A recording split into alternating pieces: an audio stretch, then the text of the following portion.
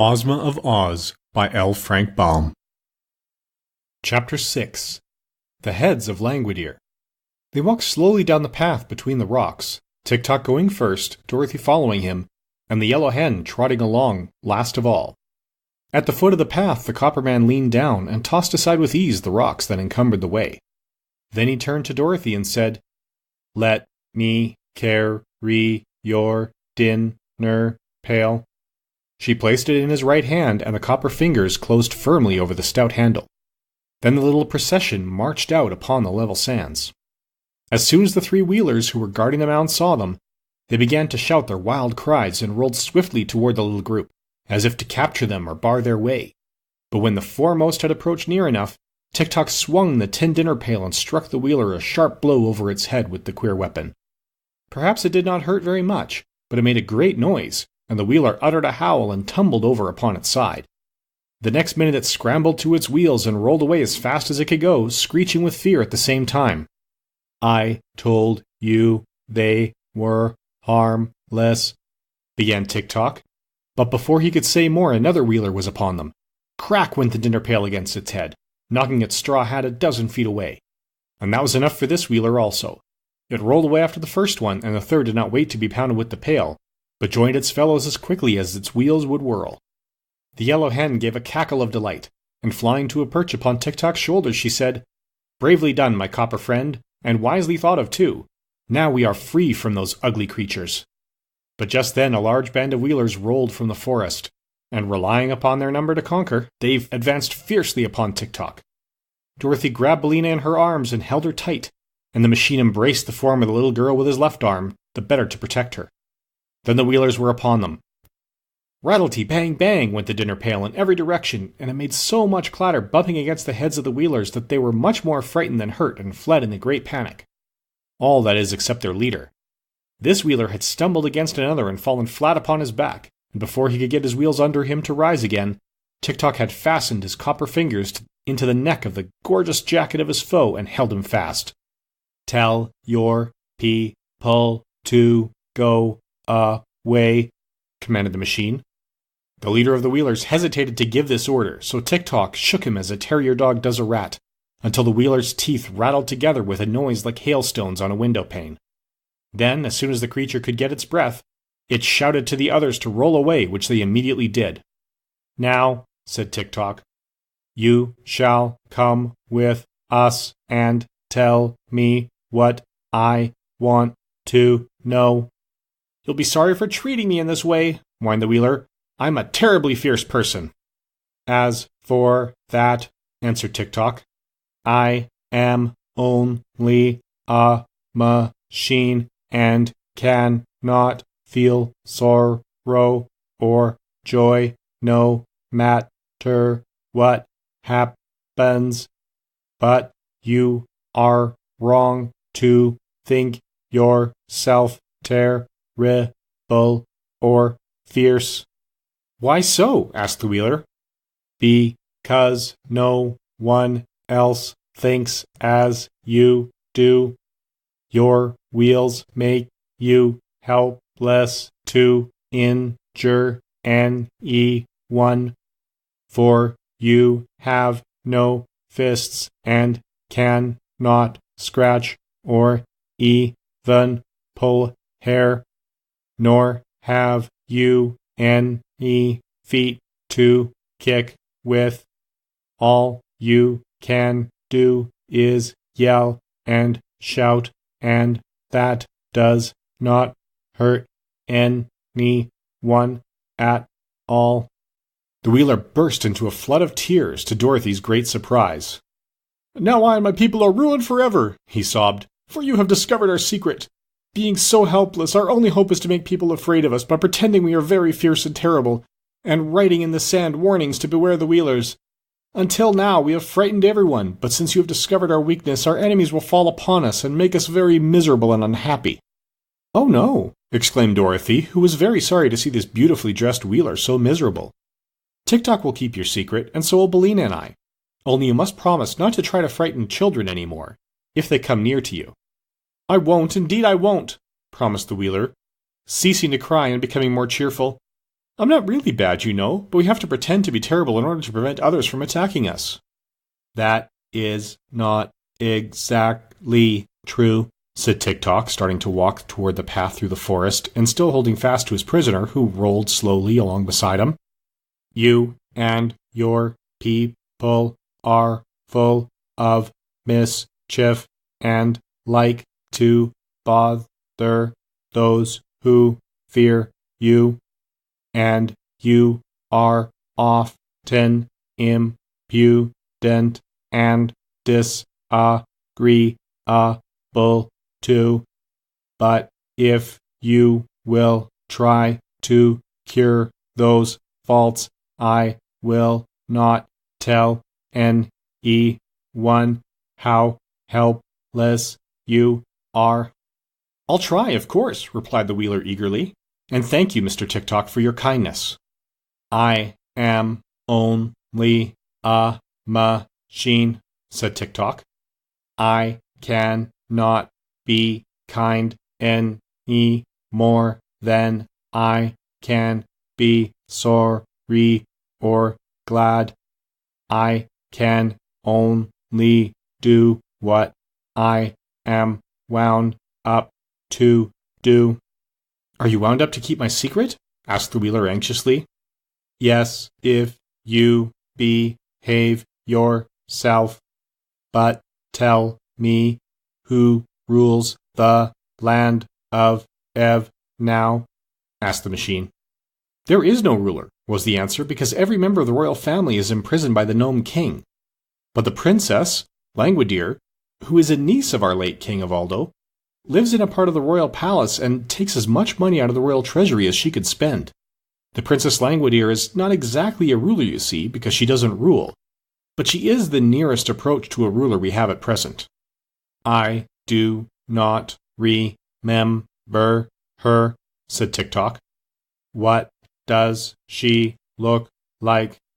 That I cannot say, replied the Wheeler, although I have seen her 20 times, for the Princess Langwidere is a different person every time I see her, and the only way her subjects can recognize her at all is by means of a beautiful ruby key which she always wears on a chain attached to her left wrist.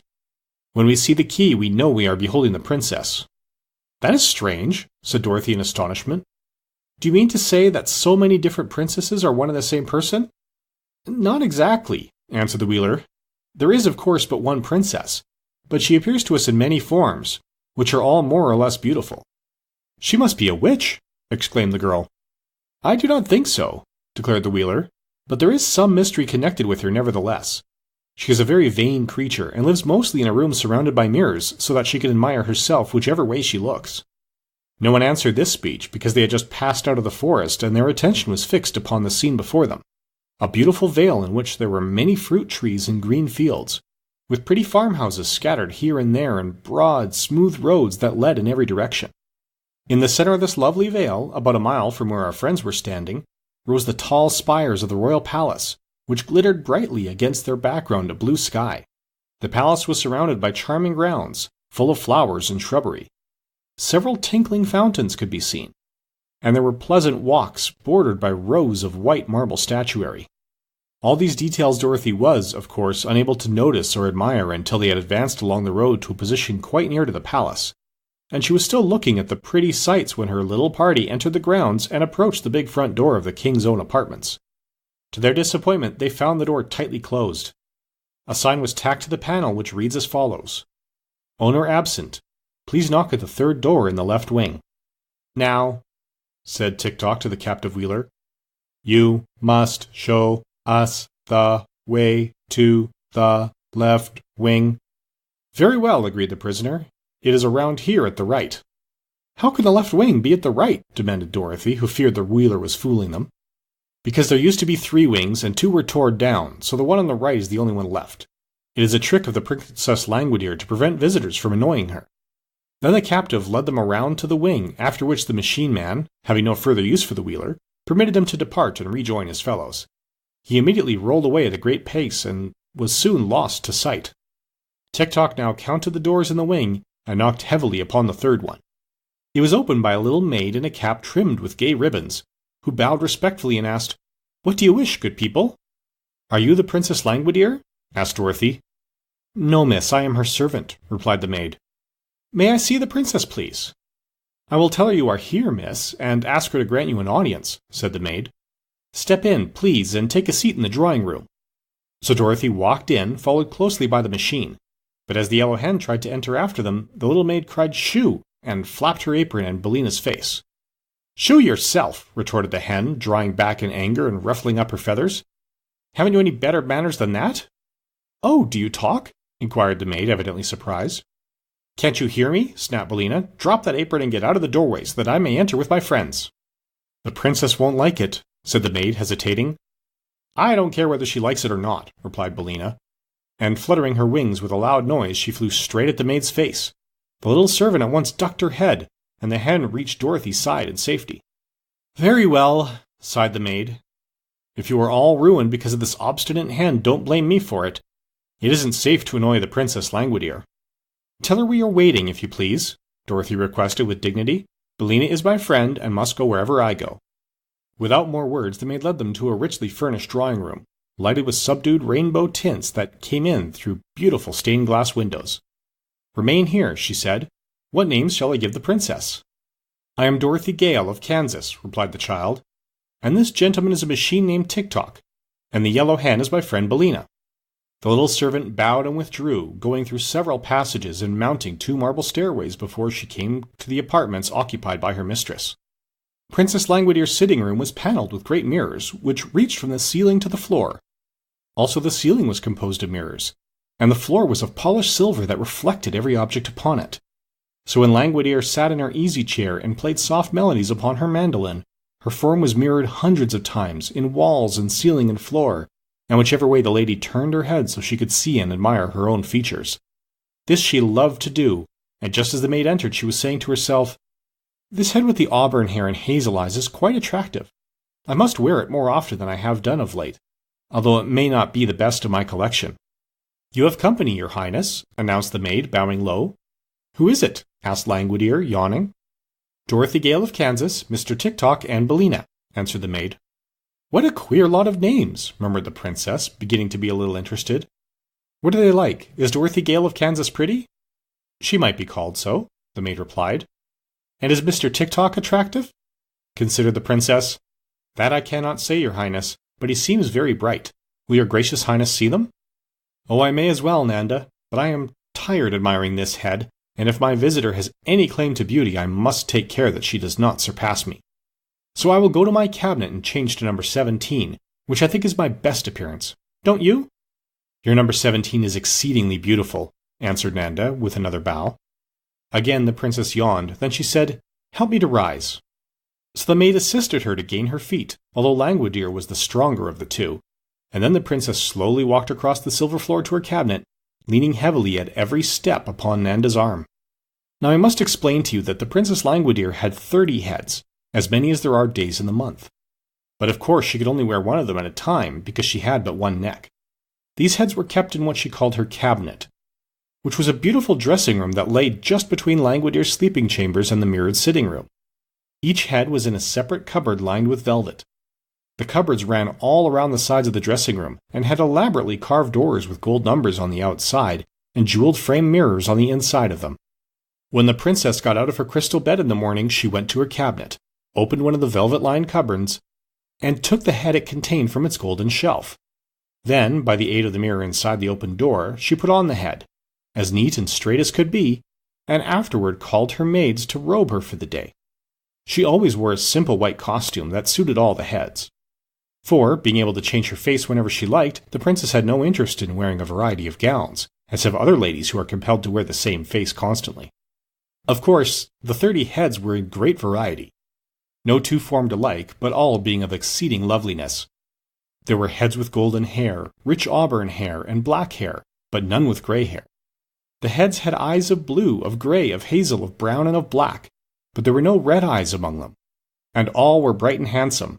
The noses were Grecian, Roman, Retruse, and Oriental, representing all types of beauty, and the mouths were of assorted sizes and shapes, displaying pearly teeth when the heads smiled. As for dimples, they appeared in cheeks and chins wherever they might be most charming, and one or two heads had freckles upon the faces to contrast the better with the brilliancy of their complexions. One key unlocked all the velvet cupboards containing these treasures, a curious key carved from a single blood-red ruby, and this was fastened to a strong but slender chain which the princess wore around her left wrist. When Nanda had supported Langwidere to a position in front of cupboard number 17, the princess unlocked the door with her ruby key, and after handing head number 9, which she had been wearing, to the maid, she took number 17 from its shelf and fitted it to her neck. It had black hair and dark eyes and a lovely pearl and white complexion, and when Langwidere wore it, she knew she was remarkably beautiful in appearance.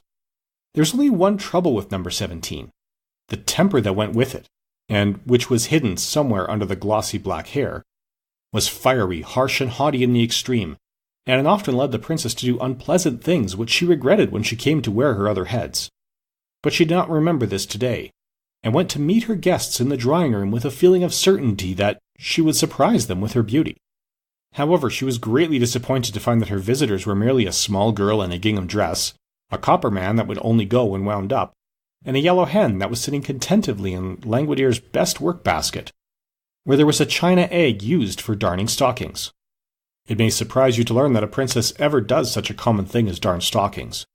But if you will stop to think, you will realize that a princess is sure to wear holes in her stockings the same as other people, only it isn't considered quite polite to mention the matter. "Oh," said Langwidere, slightly lifting the head of number 17. "I thought someone of importance had called." "Then you were right," declared Dorothy. "I'm a good deal of importance myself, and when Billina lays an egg she has the proudest cackle you ever heard. As for Tick-Tock, he's the—" "Stop, stop!" commanded the princess with an angry flash of her splendid eyes. "How dare you annoy me with your senseless chatter?" "Why, you horrid thing!" said Dorothy, who was not accustomed to being treated so rudely. The princess looked at her more closely. "Tell me," she resumed, "are you of royal blood?" "Better than that, ma'am," said Dorothy. "I came from Kansas." "Huh!" cried the princess scornfully. "You are a foolish child, and I cannot allow you to annoy me. Run away, you little goose, and bother someone else."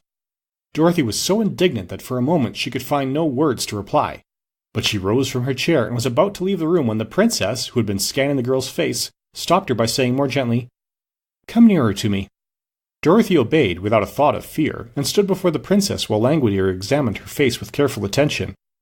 "You are rather attractive," said the lady presently. "Not at all beautiful, you understand, but you have a certain style of prettiness that is different from that of any of my 30 heads. So I believe I'll take your head and give you number 26 for it." "Well, I believe you won't," exclaimed Dorothy. "It will do you no good to refuse," continued the princess, "for I need your head for my collection, and in the land of Ev my will is law. I never have cared much for number 26, and you will find that it is very little worn.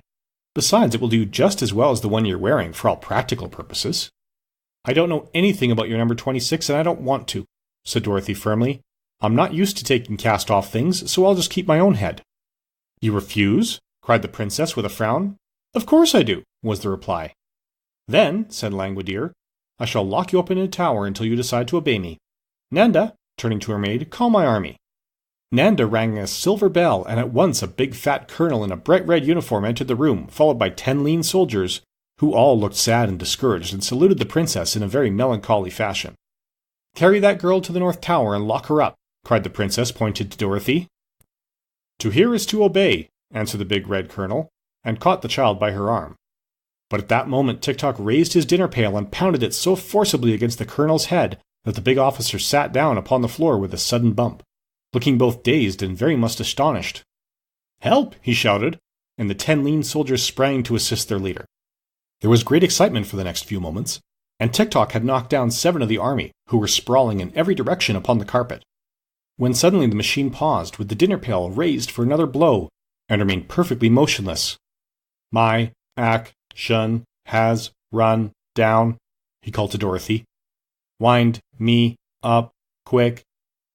She tried to obey, but the big colonel had by this time managed to get up on his feet again, so he grabbed fast hold of the girl and she was helpless to escape.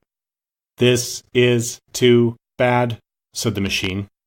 "I ought to have run 6 hours longer at least, but I suppose my long walk and my fight with the wheelers made me run down faster than usual. Well, it can't be helped, said Dorothy with a sigh.